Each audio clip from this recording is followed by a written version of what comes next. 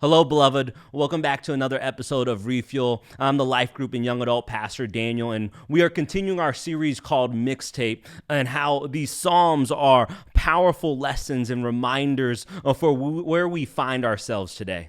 Beloved, I'm in a season of life that many of you can probably relate with, especially in the landscape that we find ourselves in, where there has been so much change that has taken place in a very short period of time. Just in the last week, I have personally packed up my entire house in Delaware, moved my family to stay with my in-laws in Delaware as we wait for God to open up doors to allow my lovely bride and our three littles to be down here with me in Texas.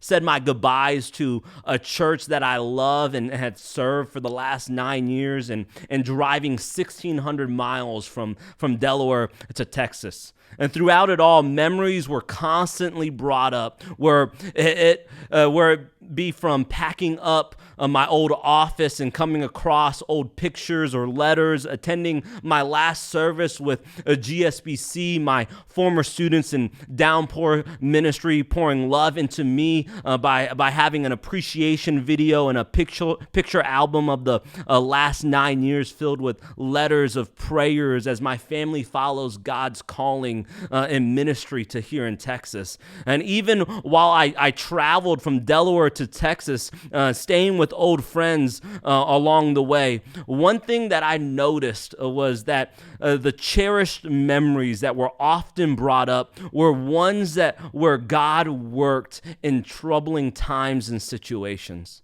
Beloved, they were cherished memories because God worked in the midst of the doubts and fears and the pains.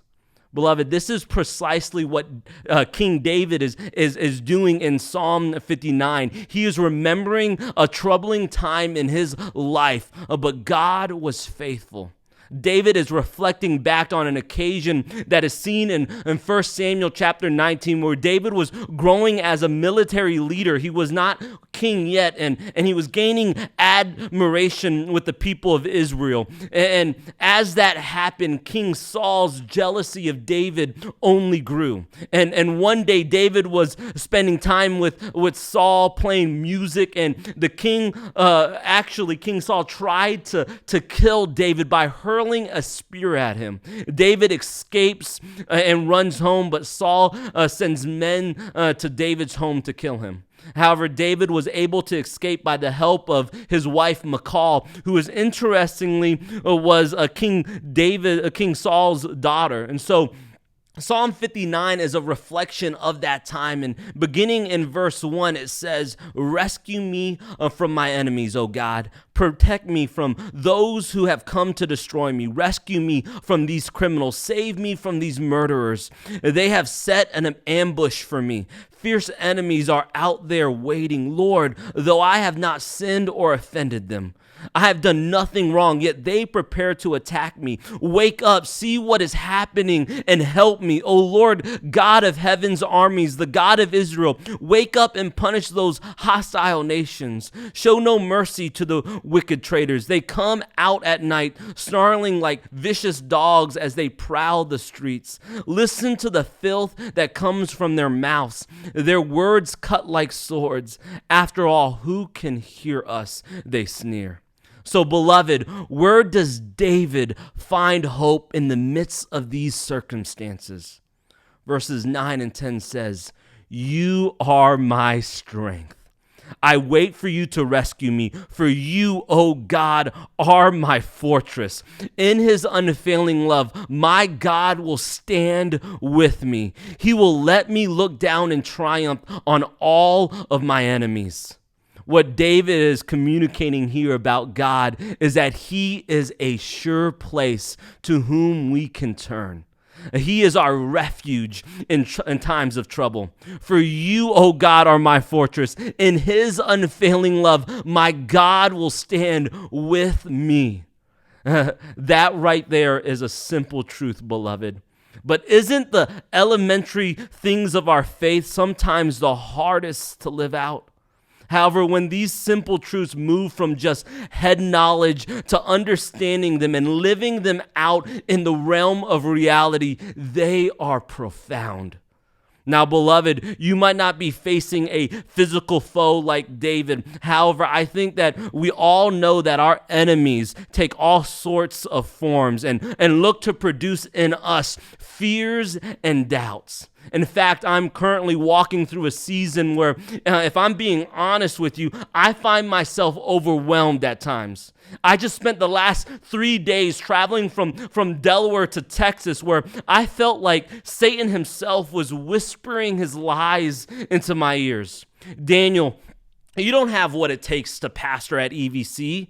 You're a terrible pastor. After all, who leaves students and a church that you say that you love them so much? You could never be used by God at EVC. You're not patient enough. You're not loving enough. You love the church more than you love your family because you left them in Delaware. Constantly being placed right in front of me, beloved, was a dinner plate of doubt. Beloved, it felt like the city of my mind was being attacked constantly by a legion of questions, kind of threatening the very living rooms of my sanity and holding me hostage. And like David in this psalm, I ran after a God and I asked him to give me what I needed right now to trust him. And while I was driving from Delaware to Texas, I got to listening to a live recording of a service where the worship leader was a dear friend of mine, and he read Psalm 59, verses 16 and 17. And let me read those verses, how David himself wraps up Psalm 59. He says, "But as for me, I will sing about your power.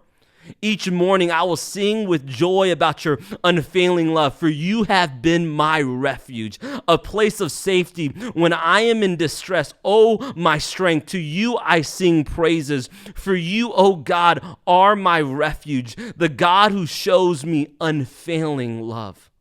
Beloved, we serve a God who is ever faithful, who lavishes us, his beloved, with his mercy and his grace, who is our strength and our refuge when our enemies are attacking us. Let us always remember that when we feel like we are surrounded by our enemies, that God is always on our side. He is faithful to his beloved. In him we find protection. In him we find love. In him we find that all that we need, for he is all that we need, beloved. I want to leave you with a part of that song that my worship leader friend sung at that live service after he read Psalm 59, 16, and 17. It's a song by Vertical Worship, and it's called "Faithful Now." My hope is that it ministers to you as much as it did to me. I am holding on to faith because I know you'll make a way. I don't always understand. I don't always get to see, but I will believe it. I will believe it.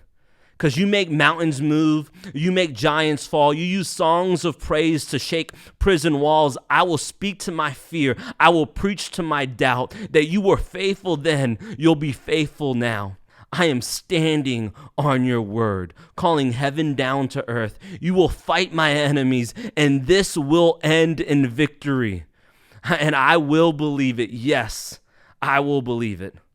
Beloved, whatever enemies and attacks you are facing today, God is our strength. God is our refuge. God is ever faithful. Guys, if you've been enjoying these videos, I want to ask that you like this video, maybe leave a comment and subscribe. But most importantly, hit that bell for notifications for a new refuel.